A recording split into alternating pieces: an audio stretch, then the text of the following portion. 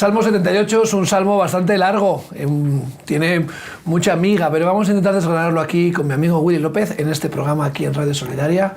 Espero que te interese y que te quedes con nosotros. ¿Qué tal, Willy? ¿Cómo estás? Pues muy bien, la verdad es que muy bien. Ahí disfrutando ahora del tiempillo así medio londinense que va haciendo. Sí, y... que viene bien, y tirando para adelante. Sí. Que no es poco.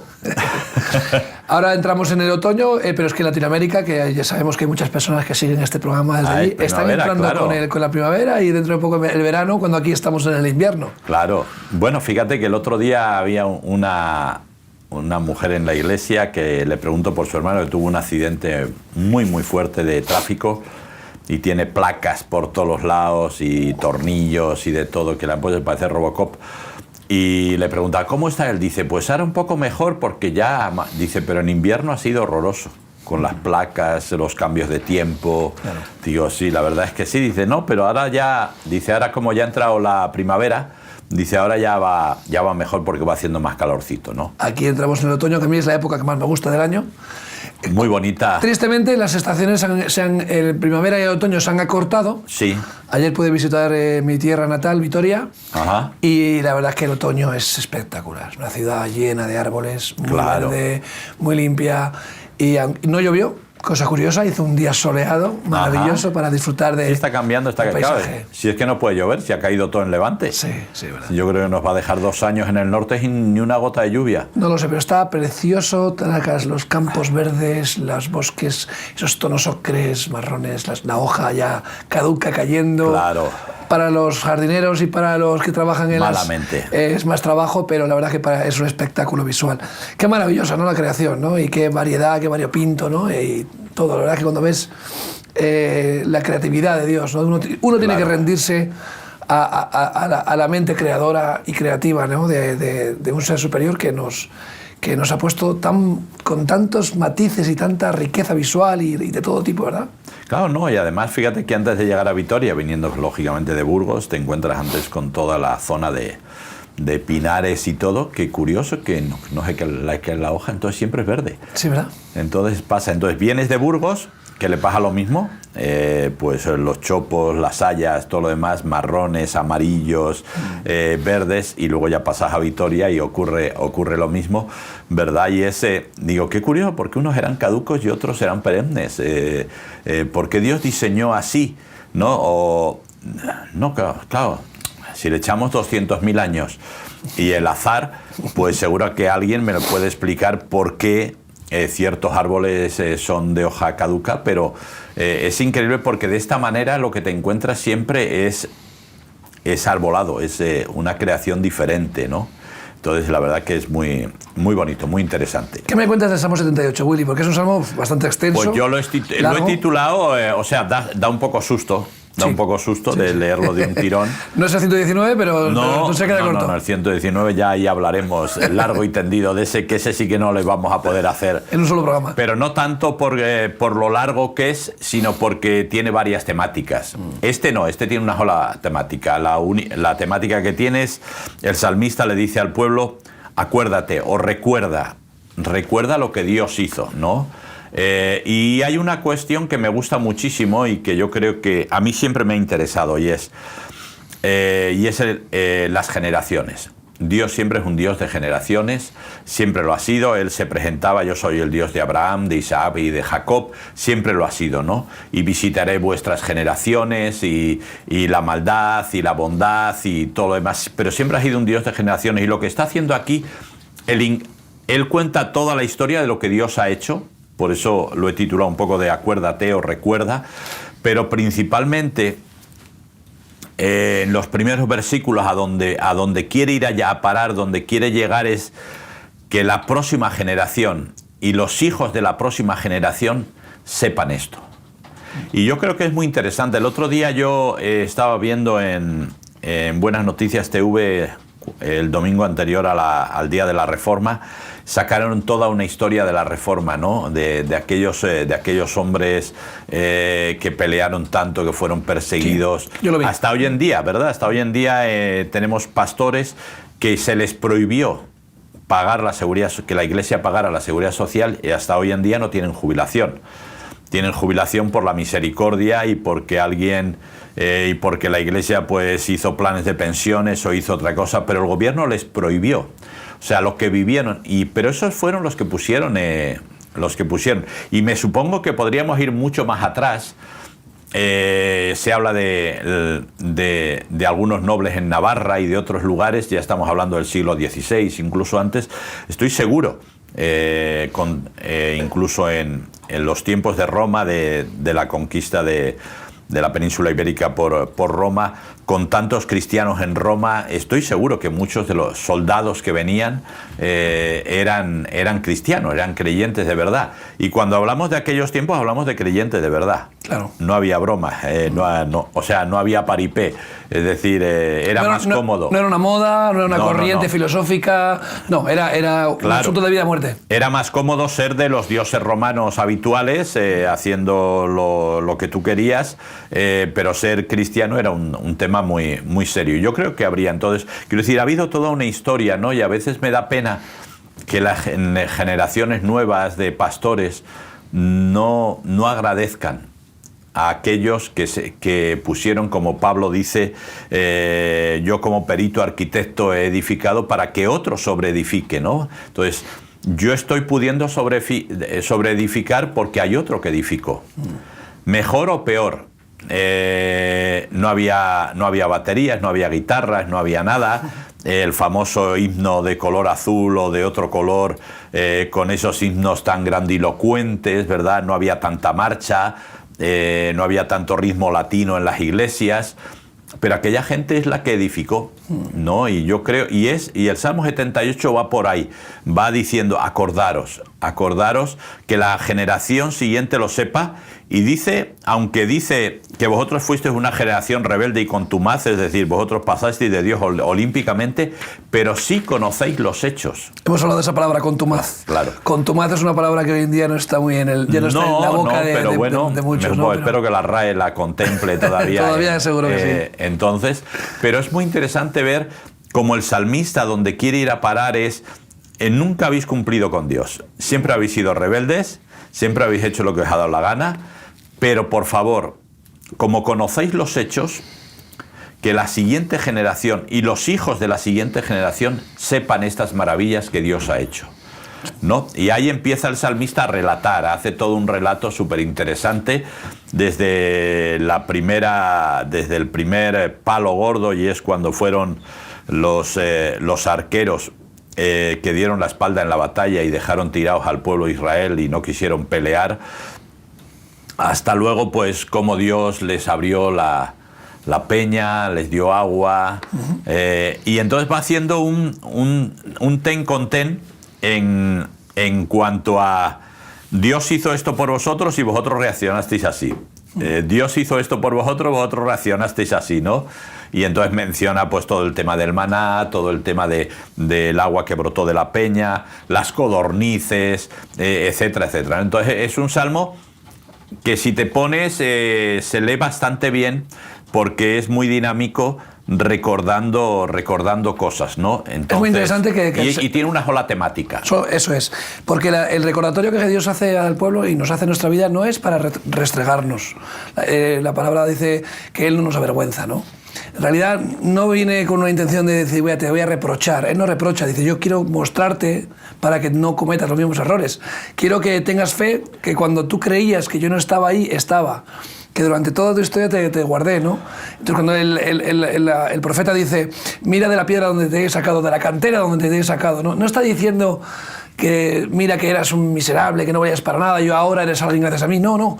Es el milagro que Dios hizo en tu vida, como Dios, aquí está claramente, ¿no? Retratando el desierto, el abrir el mar rojo, tantas cosas que Dios hizo por el pueblo de Israel. Eso tiene que producir una fe, ¿no? En nosotros, ¿no? Dice, oye, Dios lo ha hecho antes, lo puede volver a hacer. Sí, pero por eso te digo, pero fíjate que es curioso, y luego ya veremos más adelante cómo termina el Salmo, que es una forma de terminar muy curiosa, porque pasa a ser un salmo mesiánico. De ser un salmo normal, quiero decir, en cierta manera, pasa a ser un salmo mesiánico. Pero eso lo dejaremos para más tarde, porque los versículos finales son muy interesantes de cómo Dios cambia quien tendría que haber sido tal vez el primogénito a quien Él escogió para que de ahí viniera David, etcétera, etcétera, ¿no? Pero volviendo un poco al Salmo 78, yo creo que esta es una de las cosas que más daño... El otro día lo hablábamos tú y yo, ¿verdad? Cómo la sociedad occidental ha perdido el cariño por los mayores. De hecho, yo le digo a mi esposa, digo, yo no sé qué está pasando. Entre la pandemia, que principalmente cayeron los mayores. Digo, ahora en la Dana, la mitad de los que han muerto son mayores de 70 años. La seguridad social a partir de cierta edad ya no te hace pruebas. O sea, ya si tienes algo te mueres. Punto. Es como si le tuviéramos poco respeto, poco cariño a los mayores. Y los mayores, pues ya digo, tienen su forma de pensar, tienen sus historias. Seguramente te hablarán del hambre que pasaron en la posguerra. Los más mayores, los más mayores del ruido de las bombas y de todo lo demás. Pero están ahí, trabajaron y consiguieron que el país se mantuviera. Lo hicieron mal, fueron padres ausentes la mayoría porque se dedicaban a trabajar, luego se iban al bar, a tomar, había mucho machismo, sí, pero fueron los que trabajaron, fueron los que estuvieron ahí. Y yo creo que se ha perdido el cariño por ellos, el respeto por ellos y, por ejemplo, algo que no pasa en la sociedad oriental, especialmente China, Japón, donde a los mayores se les cuida y se les respeta muchísimo, se los tiene. La Biblia siempre ha sido un libro donde a la persona mayor se le ha respetado muchísimo, muchísimo. De hecho, hay el caso más grave, es el caso de los niños que se rieron del profeta llamándole calvo. Esa falta de respeto, de repente sale un oso, se les quitó la tontería a los niños. No, entonces quiero decir, como que siempre ha habido, ¿no? Un cariño, un respeto por la gente mayor y murió en buena vejez y las canas y todo, como que era señal de sabiduría, ¿no? Entonces, lógicamente, nuestros mayores, muchos de ellos no pudieron adquirir sabiduría. ¿Por qué? Porque lo único que hicieron fue trabajar. Pero creo que merecen respeto y eso es importante. Eso a nivel social normal, a nivel de iglesia pasa lo mismo. Es decir, es como que los que somos ya mayores estamos fuera de juego. No estamos... Hay una rebeldía del hijo hacia el padre, ¿no? Yo creo que también que es parte de la adolescencia, ¿no? Del desarrollo de la personalidad, donde digamos que la impronta es voy a superar a mi predecesor, ¿no? Hay una intención de decir, no, mi padre no sabe nada, no tiene ni idea. El niño rebelde, ¿no? De adolescente, ¿no? Que está desarrollando ese carácter, esa personalidad propia y cree que rebelándose contra... Pero eso... Uno cuando va creciendo debería darse cuenta y decir, no, qué equivocado estaba, ¿no? Cuando ya eres padre dices, bueno, ahora es mi hijo el que se rebela contra mí. Wow. Y ahora entonces tienes que aprender a valorar también a tus propios padres, ¿no? Entonces, pero sin embargo no está sucediendo eso porque, primero, la gente no tiene hijos. Esta generación que tú hablas no tienen hijos, por lo tanto no se ven proyectados en sus propios padres cuando les sufrieron a ellos, ¿no? Entonces mantienen esa pubertad, esa mentalidad rebelde hacia ahora los boomer. Tú eres un boomer, Willy, yo todavía estoy a mitad de camino entre boomer y millennial. Somos los culpables del cambio climático, somos los culpables de todas las males en la Tierra. Entonces estas generaciones de los millennial, de los Z, de los Y, le echan la culpa a la generación anterior. Porque ellos son los que van a superarnos, en teoría, ¿no? Sí. Y claro, cuando uno ve la realidad dice, bueno, pues oye, el mundo es como es, para bien y para mal, gracias a lo que tú dices, a nuestros mayores. Claro, superaron guerras, superaron hambrunas, superaron pestes, enfermedades, y aquí es donde estamos. Estáis disfrutando de un estado del bienestar que nosotros hemos facilitado, ¿no? Para bien y para mal. Sí. Entonces, vemos estas generaciones en las que lo tienen todo, y son generaciones que no se están viendo superadas por sus propios hijos, ¿no? que es la naturaleza. Claro. Los hijos deben de superar a los padres, no los padres a los hijos, ¿no? Como dicen, o es al revés, no sé. Claro. Pero vamos, que me refiero que eso es un poco la sociedad que estamos creando, ¿no? Personas Claro. egoístas, personas que creen que son autosuficientes cuando no es verdad, porque estamos todos dependemos de los demás, y de que no valoran lo que les ha traído hasta aquí, ¿no? Y que nuestros mayores nos han traído hasta aquí, para bien o para mal, y es lo que hay, estamos aquí. Sí, no vamos a hablar de perfección, es decir, No, yo por supuesto. mi padre sé lo que fue, ¿entiendes? Pero le estoy agradecido a él, es decir, le estoy agradecido por lo bueno.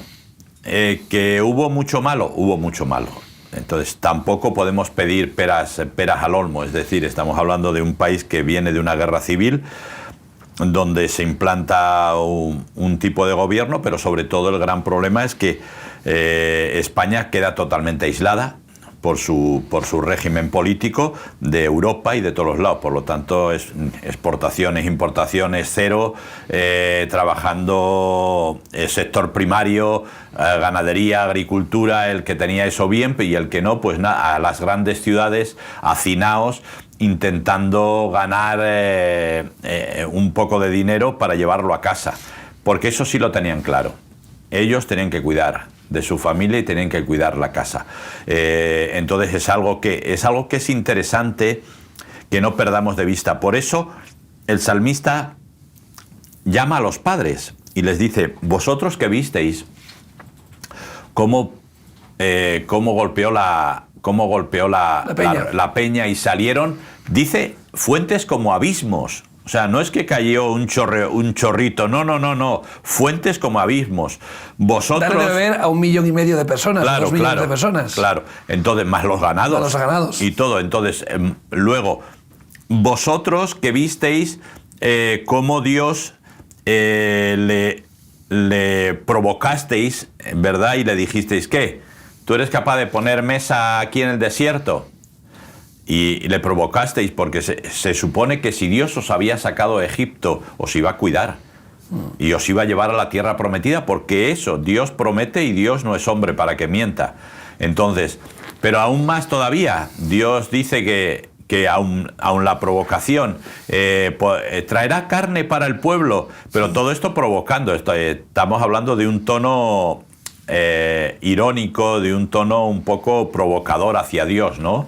Y aún así Dios dice que levantó los vientos, las nubes de arriba, las nubes de abajo, y le dio pan de nobles. De hecho, dicen que el maná, que tiene eso de sabor como de hojuelas con miel y no sé qué, ningún cocinero en el mundo, y lo han intentado, montones, ha sido capaz de hacer maná. También, lógicamente, es difícil hacer una comparativa, ¿no? Pero... fíjate que llama trigo de los cielos. Ahí, trigo de los cielos. Trigo de los cielos, dice. Hizo llover sobre ellos el maná para que comiesen, y les dio trigo de los cielos. Pan de nobles comió el hombre, les envió comida hasta saciarles, ¿no? Movió el solano en el cielo y trajo con su poder el viento sur, e hizo llover sobre ellos carne como polvo, como arena del mar, aves que vuelan. Dice, fíjate, que hizo caer en medio del campamento alrededor de sus tiendas. Comieron y se saciaron. Cumplió pues su deseo. No habían quitado de sí su anhelo, aún estaban con la comida en su boca cuando vino sobre ellos el furor de Dios. Y fíjate, ¿no? O sea, volvemos a lo mismo, la falta de respeto a Dios es la falta de respeto al más anciano de los ancianos. Claro. O sea, si nuestro mayor es Dios, el rebelarte contra Dios no va más que en tu contra. Hay gente que cree que son muy facheritos, ¿no? Por insultar a Dios, por blasfemar. Dice, no, perdona, a Dios no le ofendes. No. Estás tirando ascuas sobre tu cabeza. Claro. O sea, realmente es algo que te va a escupir. O sea, si escupir hacia arriba te va a caer encima. Claro. Entonces, mucha gente cree que está de moda, ¿no? Faltar al respeto a Dios, blasfemar, y como que es algo que te posiciona como... No suele ser buena idea, ¿no? No, y además tenemos que tener una cosa, quiero decir que Dios no es hombre, o sea, para que tú le ofendas.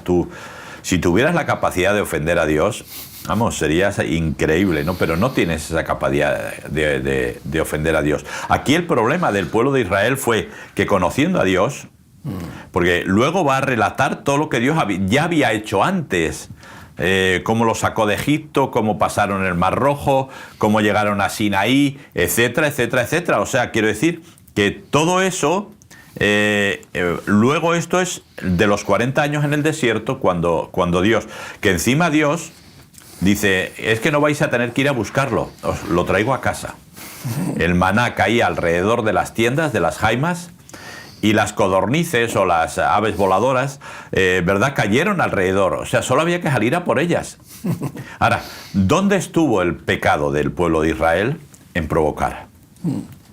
En provocar. Vale, o sea, yo te doy lo que tú pides, pero estás provocando. Al pueblo de Israel le va a pasar lo mismo cuando quieren elegir rey. Es decir, provocaron a Dios. Pero Dios dijo, ¿queréis rey? Pues ahí tenéis rey. Sabéis lo que va a pasar, ¿no? Se va a enseñorear de vosotros y va a hacer con vosotros lo que os da la gana. Y eso es lo que pasó. Luego el pueblo de Israel se quejaba, gritaba, pataleaba, le pedía a Dios, pero es lo que habéis elegido vosotros. Es lo que elegisteis vosotros, yo ya os dije lo que iba a pasar. Entonces, aquí ocurre igual, es decir, estás provocando a Dios, entonces dice, bueno, pues ahí vamos a ver. Has comido tanta carne que vas a tener una indigestión, pero una indigestión seria, porque dice que los más robustos y los más fuertes y los más escogidos del pueblo de Israel fueron los que cayeron primero. Es decir, pero no por la comida, sino por el hecho de provocar a Dios. Es decir, entonces, seguramente Dios no lo hubiera hecho con otro pueblo, pero el pueblo de Israel era la niña de sus ojos. Él lo había sacado para ser luz a las naciones, para demostrar a las naciones que podía subsistir una nación teocrática, donde el gobierno estuviera hecho por hombres, pero respaldados por Dios. En todo momento, que fuera Dios realmente el que hablara, el que saliera por ellos a la batalla, etcétera, etcétera, etcétera. Entonces, pero es muy interesante ver esto, es decir, cuidado cuando provocas a Dios, cuando provocas a Dios, que el tema es muy serio. Y entonces, mira, relata también lo que pasó en Egipto. Fíjate, el castigo de Dios para con Egipto, por no querer obedecer a Dios. Claro. No dejar al pueblo irse, ¿no? Y Dios, fíjate que Dios dijo, no voy a endurecer su corazón porque todavía tiene que resistir. O sea, se resiste contra mí, pues toma dos tazas, ¿no? Es como el ateo que cree que por ser ateo, pues mira, ahora vas a ser más ateo todavía. Te voy a impedir, te voy a endurecer el corazón de tal manera que aunque quieras no vas a poder creer, ¿no? Y lo que pasó con Egipto, Dios endureció de tal manera el corazón de Faraón que lo castigó conforme a esa dureza de corazón, ¿no? Porque estaba rechazando a Dios, ¿no? Claro. Estaba resistiendo la voluntad de Dios, ¿no? Sí, ¿no? Y ahí va un poco, dice las maravillas que hizo, cómo pasaron el Mar Rojo, y luego también cómo envió las ranas, cómo el río se tiñó de sangre, las moscas, la oruga, las langostas, hasta finalizar, pues lógicamente con la plaga más temible o más fuerte, que fue la muerte de los primogénitos. Es decir, todo eso Dios lo hizo por el pueblo de Israel, por ese pueblo contumaz y rebelde. Sí. Es decir, por ese pueblo que, además dice, es muy curioso porque siempre la gente, no, es que el pueblo de Israel, aquí lo hemos hablado muchas veces, no. La iglesia no es mucho mejor, no se comporta mucho mejor que el pueblo de Israel, ¿verdad? Y dice que el pueblo de Israel, de labios, le decía, sí, qué bien, todo, sí, Dios, pero su corazón estaba lejos. Es mentira. ¿No? Y Dios lo dice, no, este pueblo de labios me honra, pero su corazón está lejos de mí. Sí, así es. Y es una advertencia. Es decir, todo esto que dice el salmista, decírselo a la siguiente generación y a los hijos de la siguiente generación, nos tiene que llegar a nosotros, a la iglesia. Cuidado cuando estemos de labios adorando a Dios, pero nuestro corazón está lejos de Él. Esto es un tema serio para Dios. Al final Dios en cierta manera, desiste y dice, es que en realidad son carne, ¿no? Que viene y que va. Y entonces dice que por amor simplemente lo que hizo fue pasarles muchas, ¿no? Pero muchas. Aquí dice claramente, dice que ellos tentaron y enojaron al Dios Altísimo y no guardaron sus testimonios. Dice, sino que se volvieron y se rebelaron contra, como sus padres se volvieron como arco en eso. Si algo caracteriza al pueblo de Israel es que han podido, y a base de palos, como tú dices, sí, pasar el testimonio la palabra de Dios por generaciones, miles de años pasando la palabra Torá, las profetas, los libros de la Biblia, de generación en generación, de tal manera que tenemos a ciencia cierta hoy los mismos textos que tenían entonces, porque se han encontrado en el Qumran, en los rollos del Mar Muerto, piezas arqueológicas que se comparan con los textos que tenemos hoy en día, después de 2000 años, y son los mismos. Sí, sí. Por lo tanto, aquí vemos que Dios se enfada cuando no pasan el testimonio, cuando se rompe la cadena cuando se rompe la transmisión a nuestros hijos, ¿no? Y que nosotros como padres, nuestra primera iglesia, primera congregación es nuestra casa. Claro. Y nuestra primera labor es pasar el testigo a nuestros hijos. Y qué duro es, ¿no? Cuando un padre, un creyente, un hijo de Dios, pierde, ¿no?, en el camino, o los hijos no lo acompañan o no continúan, ¿no?, con la visión y no toman la antorcha, ¿no?, del testimonio, ¿no? Y es duro para un hombre, es duro para Dios también, ¿no? Claro. Sí, no, quiero decir que, ya digo, vuelvo a repetir como al principio, Dios es un Dios de generaciones y lo que más anhela es que todo vaya de generación en generación, pero ¿qué es lo que tenemos que pasar de generación en generación? Los hechos de Dios. Eso es, los testimonios. Sí, ¿por qué? Porque el gran problema es que a veces pasamos la cultura nuestra o la cultura de iglesia, ¿no? Así lo he hecho yo, así lo veo yo, y como es así como lo veo yo, pues esto es lo que transmito. Y mis hijos, en cierta manera, van a ser clones míos de lo que yo hago. Pero no necesitan ser clones míos, necesitan saber los hechos de Dios. Para lo cual hay un tiempo en que los jóvenes, la siguiente generación, aprende de los padres, y hay un tiempo en que la propia generación tiene que aprender de sí mismos, ¿no? Experimentarlo. Entonces, quiero decir, todos sabemos, ¿verdad?, ¿no?, porque yo desde pequeño fui a la iglesia, a la escuela dominical, ¿verdad?, pero llegó un momento, esto lo dice todo el mundo en su testimonio, ¿verdad?, pero llegó un momento en que tuve que tomar una decisión. Yo tuve que tomar una decisión por Cristo. Eso es. Y esto es lo que pasa, es decir, pero mientras hay un tiempo donde ellos tienen que aprender.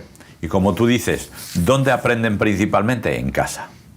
Es decir, ¿por qué? Porque, por desgracia, en la iglesia tenemos un sistema. Es decir, tenemos un protocolo, hablamos de la iglesia católica, pero la iglesia evangélica tiene su liturgia, ¿no?, que la mayoría de la gente pues sabe, ¿verdad? Presentación del culto, ¿verdad?, alabanza, adoración, después testimonios si los hay, anuncios, recogida de ofrenda o de diezmos, predicación, depende de la iglesia, hay llamamiento o no hay llamamiento, y despedida. Esa es nuestra liturgia, en general. Sí, sí. Entonces, quiero decir, es bastante más dinámica que la de la Iglesia Católica, que es como más repetitiva, pero al fin y al cabo es una liturgia. Por lo tanto, los padres la sabemos perfectamente. Cómo hacer, en qué momento tengo que hacer esto, en qué momento tengo que hacer lo otro, cómo tengo que desarrollar, cómo tengo que actuar. Pero claro, cuando llegas a casa, allí no hay liturgia. Cuando llegas a casa, allí eres tú, tu hijo, ¿verdad? No eres un feligrés, eres un padre.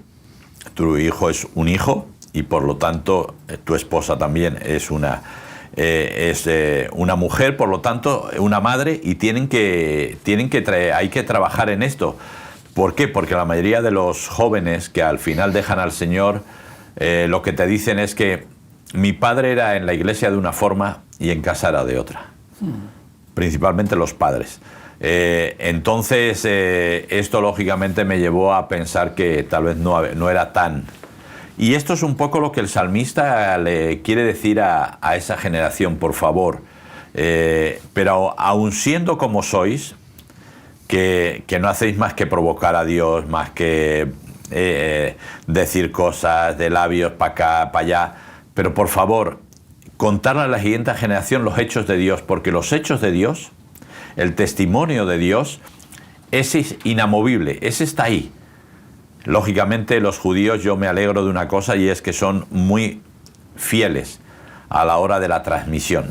Se acostumbraron a hacer transmisión oral, y son muy fieles a la hora de esto. Posteriormente, cuando hicieron los escritos, fueron todavía más fieles. Todos conocemos la normativa de si hay 2 fallos se repite, si hay 5 fallos se quema y se tira y se hace uno nuevo, etcétera, etcétera. En ese sentido yo creo que los españoles somos un poco más dejados para eso. Desde si no tienen muchos, tiramos para adelante con ellos, siempre y cuando que se entienda, ¿verdad? Pero es importante que no olvidemos esto. Y es importante que...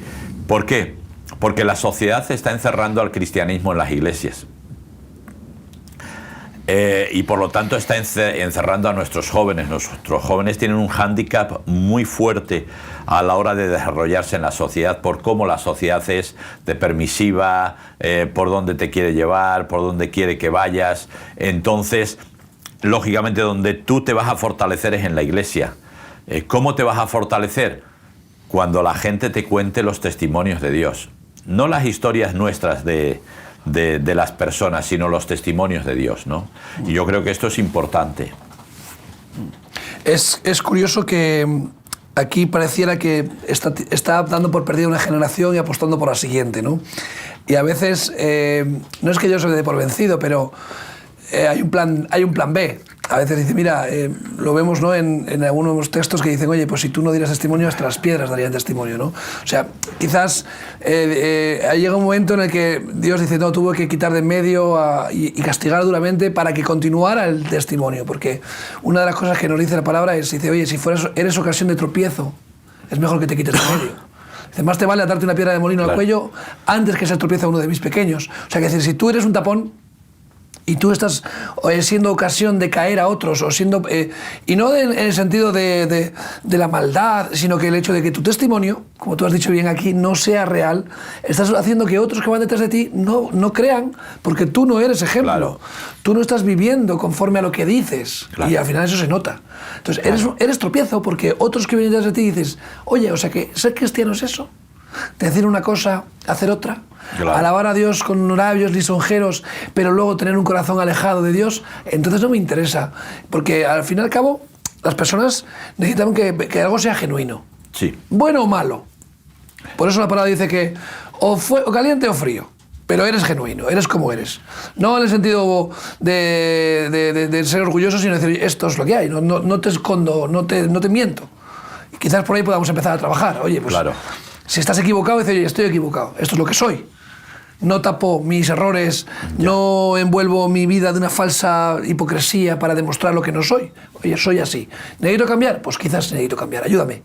Ya. O al revés, oye, soy lo que soy, mira, este testimonio es lo que Dios ha hecho en mi vida y lo vivo conforme a lo que predico, ¿no? Y claro, ser ocasión de tropiezo, al final dice Dios, mira, te quito de medio, voy a pasar al siguiente.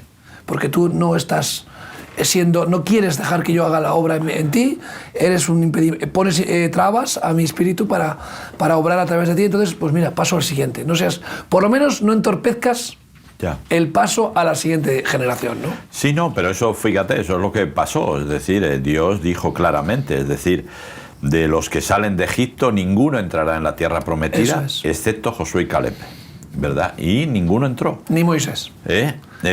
Moisés ya un caso un poco aparte por una situación más concreta, pero excepto Josué y Caleb ninguno entró, o sea, ninguno siendo tan rebeldes, provocando tanto a Dios, etcétera, etcétera, no eran la mejor generación para entrar, ¿no? Y yo creo que yo, por ejemplo, como pastor, siempre me planteo, yo estoy estorbando, estoy ayudando, Dios de verdad puede trabajar a través de mí en otros, y yo me lo planteo, porque claro, creo que es importante plantearse todo este tipo de cosas, pensando que, como tú dices, si estorbas, estás parando la obra de Dios. Claro. No es blasfemia contra el Espíritu Santo, pero sí estás parando la obra de Dios, y siempre es mejor quitarse antes que Dios te quite. porque si no... Qué difícil, ¿no? Claro, es saber, reconocer la situación de cada uno. Claro, al final, vemos en el desierto, vemos montones de opciones en que Dios tiene que ir quitando gente. Entonces, el caso de las codornices, el caso de la serpiente de bronce, etcétera, etcétera. Simplemente, ¿por qué? Porque la gente no era capaz de ir hacia adelante y de querer a Dios y de querer solo a Dios. Entonces, sino que, a ver, Dios me tiene que dar, y dar, y dar, y dar, y dar. Y de hecho, todavía en Cades Barnea el pueblo todavía se acuerda y habla de las cebollas y de las legumbres de Egipto, que eran lo que comían porque los egipcios no querían comer eso. Era como comida de ganado, de pobres, ¿no? Entonces... Y aún así te sacan, eres un pueblo esclavo, te sacan. Dios tiene que dañar al pueblo egipcio de forma muy fuerte para sacarte a ti, por amor a ti. Es decir, que no es que Dios diga, ala, pues ahora voy a cargarme a los egipcios porque me apetece. Pues no, lo hizo por ti. Por ti. Si el faraón hubiera dicho desde el principio, venga, iros, no hay ningún problema, ya está, pues seguramente muchas de las plagas no hubieran aparecido, muchas de las plagas, claro. Y sobre todo la última nunca hubiera aparecido y nunca hubiera estado ahí. Y tú todavía, después de ver todo eso de parte de Dios, es decir, que el ejército de Faraón viene a por ti, que estás entre el ejército de Faraón y el Mar Rojo, que luego pues ya sabes que se han hecho muchos inventos de cómo un viento especial, no sé qué, una época, un volcán. No sé qué, no sé cuánto. El caso fue que cuando Moisés levanta la vara, se levanta un viento fuerte y pasan en seco. O sea, todas las demás teorías que yo he escuchado, pasas en mojado, pero aquí pasan en seco. Es decir, yo no sé, pero yo si estuviera allí me quedaría alucinado. O sea, Señor, ¿esto qué es? O sea, después de todo lo que has hecho, porque además salimos de Egipto ricos. No como dice la gente por ahí, dice, no, es que Dios permitió que le robaran a los egipcios. No es verdad. Dios nunca permitió que le robaran a los egipcios. Fueron los egipcios los que les daban las cosas para que se fueran. Sí, porque habían identificado claramente que la causa de sus males era que Israel no había salido. No, y que después de la prueba después de la plaga de los primogénitos, la siguiente no sé cuál iba a ser. Así que los egipcios les dieron las cosas. Nunca el pueblo de Israel robó absolutamente nada. Llegas ahí y llegas a Sinaí. Y llegas a Sinaí mientras Moisés está con Dios, ya empiezas. O sea, ya empiezas. Becerro de oro. Claro, eso nosotros lo vemos ahí en la lectura, pero eso tuvo un tiempo. La gente tuvo que traer los pendientes, los anillos, las cosas de oro. Aarón, la gente los fundidores tuvieron que hacer un molde. Hicieron fundir el oro y hacer el molde, o sea que eso no fue de un día para otro, eso fue bien pensado, bien premeditado, etcétera, etcétera, y Dios aún así, pues primera vez que se levanta, llegan a Cades Barnea, manda a los espías. Los espías, dos de ellos dicen, bueno, hay gente grande, hay ciudades fortificadas, sí, pero mira los frutos, que traemos un racimo de uva entre dos, pero 10 dijeron que no, y Dios otra vez tiene que decir, ¿qué hacemos, no? O sea, y todo esto estamos hablando en un periodo de 1 año y 3 meses, ¿eh? Sí, sí. No estamos hablando de un periodo grande, desde que Dios los saca de Egipto hasta que llegan a Cades Barnea, con lo cual estamos hablando de gente que de por sí eran así, eran rebeldes, ¿no? Y a mí esto lo que me enseña es, Señor, ¿y yo qué? ¿Soy rebelde? Soy mejor. Digo, igual soy como Janet, soy rebelde porque el mundo me ha hecho así, porque yo creo que no soy mejor que el pueblo de Israel. Es decir, yo he visto maravillas, he visto testimonios de Dios muy fuertes en mi vida, en la vida de la iglesia, en la vida de mi familia. Y aún así todavía dudo. Yo no, igual, a ti no te pasa, a mí sí No, me que pasa, va, yo todavía... que va, que va. Yo todavía, yo dudo, o sea... Pero curiosamente, aquí hemos hablado de elecciones. Tú has dicho claramente que en la fe, ¿no?, uno tiene que tomar una decisión, ¿no? Y hemos hablado de ser tibio, ser caliente o frío, ¿no? Y hemos hablado de ser tropiezo, ¿no?, de que Dios puede quitarlos de en medio. Pero las opciones son las siguientes, ¿no? O sea, o eres frío, eres tibio o eres caliente. Si eres tibio, Dios te va a vomitar de la boca. Dios te va a apartar. Y cuidado. Dice, ¿más te vale ser frío o caliente? Pues elige ser caliente. Claro. Porque muchos dicen, bueno, total, mejor me soy frío, total, ¿para qué me voy a esforzar? ¿No? Ya. Mejor me quito de en medio, para que pase otro. No, no, Dios te ha escogido, te ha llamado para que seas tú. Si tú no eres, no quieres, pues al final Dios se buscará otro. Claro. Pero qué triste. Claro. Yo no creo que a Dios le agradara quitar a esa generación. No creo que fuera placentero. No era su idea. No era su idea original, pero dio la elección. Oye, podéis elegir. Claro. Esto es lo que hay. Y igualmente Dios quiere que nosotros seamos parte, que seamos calientes, que nuestra lámpara esté llena de aceite. O sea, no quiere que seamos tibios ni fríos. Pero claro, siempre nuestra manera de pensar es decir, ¿para qué me voy a esforzar? Pues mejor soy frío, ¿no? Claro, sí. Y de cierta manera ya estás siendo tibio, porque has tomado una decisión que te aleja, ¿no?, del Señor, ¿no? Una decisión cómoda. Cómoda. Claro, no, pero el gran problema es que siempre, cuando tú te acostumbras a la comodidad, siempre vas a tomar decisiones cómodas, las más cómodas. Claro. Que no te traigan problemas, que no te traigas dificultades. Y tal vez la más fácil parece la de Dios, aunque luego es la que más consecuencias puede traer a tu vida. Pero de repente dice, bueno, como a Dios no le veo, pues me parece la más fácil, ¿no? Porque pues cuando tengo que tomar decisiones con las personas, las veo, están cerca de mí, me cuesta más, ¿no? Me cuesta más. Pero con Dios lo hago más fácil. Pero tenemos que tener cuidado. Tenemos que tener cuidado con esto porque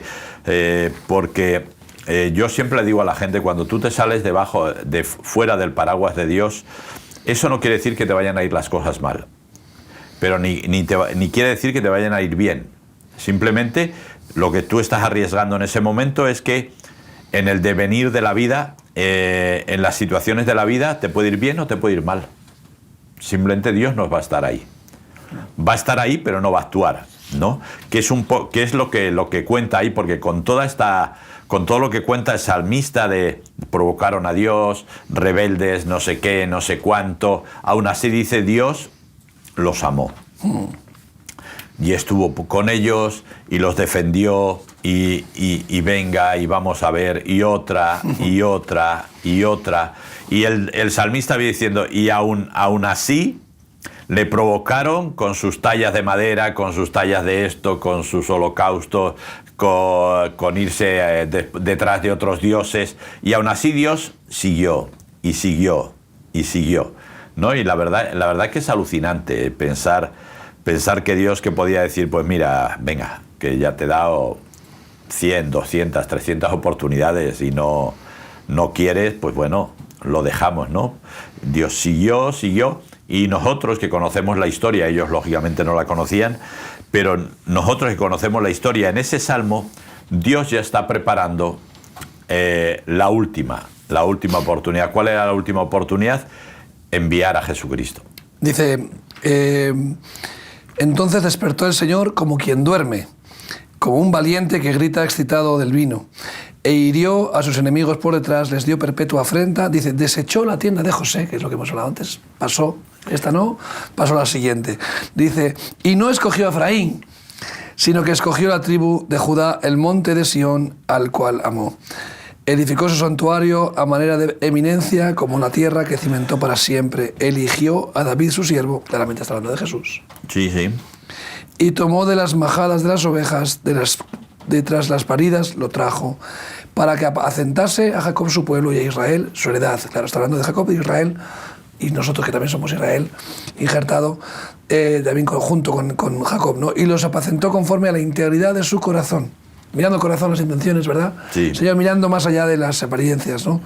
Los pastoreó con la pericia de sus manos. Qué bonito, ¿no? Lo que tú dices, el plan de salvación. Sí. Dice, oye, tengo a través de vosotros, no os dais cuenta, no lo veis, pero yo tengo a través de Israel un plan de salvación. Sí, no, porque lógicamente por cómo Dios había diseñado las siguientes generaciones, tendría que haber sido Rubén, que era el mayor, y a través de Rubén haber venido, ¿no? Pero Dios da un vuelco fuerte. También la gente podía pensar, bueno, fíjate, José, que fue quien estuvo en Egipto, segundo después de Faraón, fue el que les trajo a la tierra de Zoán, donde ellos habitaron durante 400 años. De la que salen dos tribus, del que salen dos tribus. De ahí de José sale Efraín y Manasés. Eso es. Lógicamente, ahí Dios también hace el cambio entre Manasés y Efraín, pero aun con eso, dice, aunque parezca que esta es la generación donde yo continúo, que es José y Efraín, ¿verdad? Voy a dar un cambio y voy a sacar de la tribu de Judá, voy a sacar al que va a ser, ¿no? Al que va a ser alguien conforme a mi corazón, y que de la simiente de David va a venir el Mesías, por fin. El Mesías. Es decir, es todo, mirar, vosotros no entendéis, ¿no? Pero yo quise levantar un pueblo que fuera luz a las naciones, que fuera un ejemplo para todas las naciones, donde dependieran de Dios, donde clamaran a Dios, donde consultaran a Dios. No queréis, así que yo tengo que seguir a un plan siguiente. No es el plan B, pero un plan siguiente. Es decir, y el plan siguiente va a venir Jesucristo, y va primero a las ovejas perdidas de Israel, pero después voy a continuar con los gentiles, en lo que conocemos como la Iglesia o la Iglesia, ¿verdad? Injertados en el mismo olivo. Entonces, Dios dice, yo tengo que ir más allá. Y a veces creemos que Dios depende de nosotros, pero Dios no depende de nosotros. Ahí está. Dios nos ama, Dios nos quiere. Dios quiere que estemos en el plan, en el proyecto, pero si no quieres estar, no te preocupes, porque el plan continúa. Ahí está. El plan tiene que continuar. ¿Por qué? Porque se juega mucho. Estamos hablando de millones de personas. Ya Jesús en Juan capítulo 17 ora y dice, Señor, no te pido solamente por estos, sino por los que han de creer por la palabra de estos. Estamos ya hablando de generaciones. Jesús lo dice ahí en Juan. Es decir, Dios dice, nos estamos jugando mucho, así que si quieres, yo quiero que estés. Podemos hablar en términos futbolísticos para que la gente lo entienda, ¿no? Dice, no, el jugador no es mayor que el club, ¿no? Claro. El club está por encima del jugador, claro, y no hay ningún miembro del club que esté por encima del club, ¿no? Entonces, podemos hablar lo mismo. Nosotros no estamos por encima del pueblo de Dios, somos parte y Dios nos quiere involucrar, pero Dios hemos visto que no mira los fuegos artificiales, no mira las apariencias, mira nuestro corazón, ¿no? Y aquí claramente termina diciendo, conforme a la integridad del corazón, la intención, ¿dónde está? Y al final nos hemos comparado con el pueblo de Dios, que vivió unas circunstancias, por un lado terribles, por otro lado milagrosas, pero Dios al final siempre miró su corazón. Claro. Y la intención. Igualmente hoy estamos en otras circunstancias, quizás tengamos otro estilo de vida, y Dios nos pasa muchas por alto, pero en el fondo lo que Dios mira es nuestro corazón, ¿verdad? Claro, no, por eso ahora con todo lo que está sucediendo, yo le digo a todo el mundo que me pregunta, una cosa es el gobierno de Israel, pero Dios va a cuidar siempre a su pueblo. Lo ha hecho siempre. Ahí dice, se levantó como guerrero excitado por el vino y defendió. Es decir, y eso, o sea, el pueblo de Israel creo que es el pueblo que más intentonas de acabar con él o de genocidio ha tenido. Es decir, podemos hablar desde los tiempos de Esther, pero siempre el pueblo de Israel siempre ha sido decir, me lo cargo. Cuando la diáspora y fue a Europa y a otros lugares, también el holocausto que todos conocemos, lógicamente grave, pero cuando tuvo que emigrar a América Latina y a Estados Unidos, también. Sí, si creemos que hasta Jesús, el pueblo de Israel fue atacado y fue intentado destruir por la causa de Jesús, de que iba a venir Jesús, el Mesías, uno puede decir, bueno, si Israel ya no pinta nada en la historia, ¿por qué ha seguido un acoso y derribo durante 2000 años peor que nunca? contra Israel. Ajá. O sea, ¿qué tiene Israel que produce tanto odio Sí. pues a Satanás? Porque sabemos que esto es diabólico, el odio, un odio tan fuerte hacia... Que, Sí. que no lo tiene mucha gente contra los cristianos, que nos odian o hay odio contra los que... Pero hay que contra Israel. Por lo tanto, yo entiendo que todavía Dios tiene un propósito con Israel, como lo tuvo hasta que vino Jesús, y todavía Dios en los últimos tiempos tiene un propósito importante con Israel, ¿verdad? Claro, yo siempre he dicho, Israel para mí es el reloj de Dios. O sea, está Israel, está la iglesia, ya Dios tiene ahí, pero el reloj de Dios es Israel. Por eso yo lo digo cuando a veces la gente habla, no, vamos a celebrar el 7 del 7 del 2007. Digo, es que Dios funciona con otro calendario. Si hay que usar un calendario, habría que usar el calendario hebreo. El bíblico. Y el bíblico, más que el hebreo, claro, sí, digo, porque estamos usando el calendario gregoriano, que fue una invención con tintes económicos y militares. Es decir, no tiene nada que ver, pero sigue siendo el reloj de Dios. Por eso yo siempre hablo aquí de las fiestas que marcan el reloj de Dios, de cómo van a venir los acontecimientos, etcétera, etcétera, etcétera. Pero esto es algo que tenemos que ver. La Iglesia, tenemos que aprovechar eso. Es decir, no somos el reloj de Dios, pero sí estamos en el plan de Dios porque estamos injertados en el olivo. Así es. Y por lo tanto lo que tenemos que ver es dónde está el reloj, qué hora está dando, para nosotros ir espabilando, ¿no? Ahí está. Que a veces nos dedicamos mucho, o sea, como que como las tortugas, nos metemos para adentro, para nuestro caparazón, y parece que Dios solo gira en torno a lo que nosotros hacemos y a lo que nosotros pensamos. Pero no es verdad. O sea, la cosmovisión de Dios es mucho más amplia y tenemos que tener cuidado con eso. Por eso es curioso cómo termina este salmo después de decir todo esto, que es un poco relatar el plan de salvación para el pueblo de Israel, y el final, que para mí pasa a ser un salmo mesiánico, ¿no? Sí, claramente. Es decir, aparece Judá, además como que no entra de forma natural, como que lo mete un poco ahí con calzador, pero quiere decirlo, mirar, Dios hizo este cambio, Judá, de la tribu de Judá viene David, el rey David, y de David viene, tanto por parte de madre como por parte de padre, viene Jesús, ¿no? Viene el Mesías. Te lleva... Es que para fin, es la Biblia en sí, ¿no?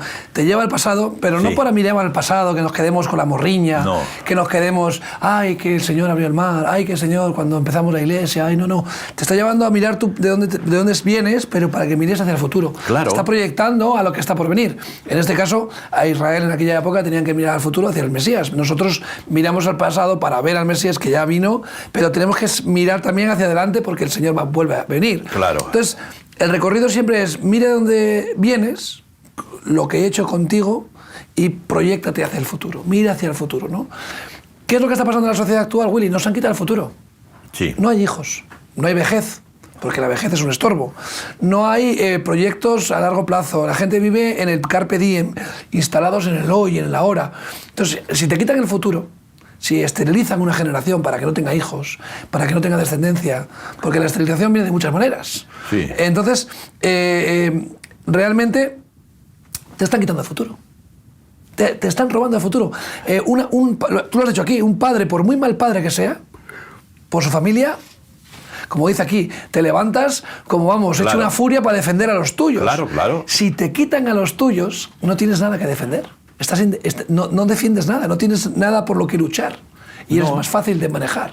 No hay. Eres más fácil de llevar a donde quieras, ¿no? Entonces, el sentido de pertenencia, de tener familia, tener descendencia, natural y espiritual, por supuesto, nos hace defender y luchar por lo que tenemos y por lo que queremos, ¿verdad?